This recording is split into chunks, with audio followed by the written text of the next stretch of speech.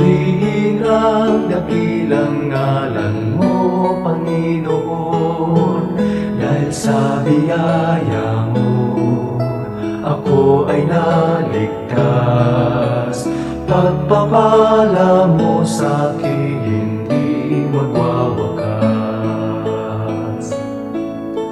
Purihin ka, O Diyos, purihin ka, O Diyos.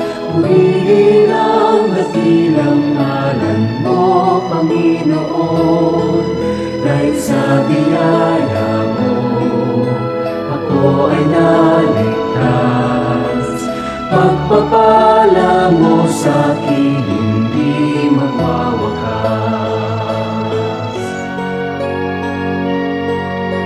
Purihin ka, O Diyos, purihin ka, O Diyos. Purihin ang dakilang ngalan mo, Panginoon, dahil sa biyaya mo ako ay naligtas.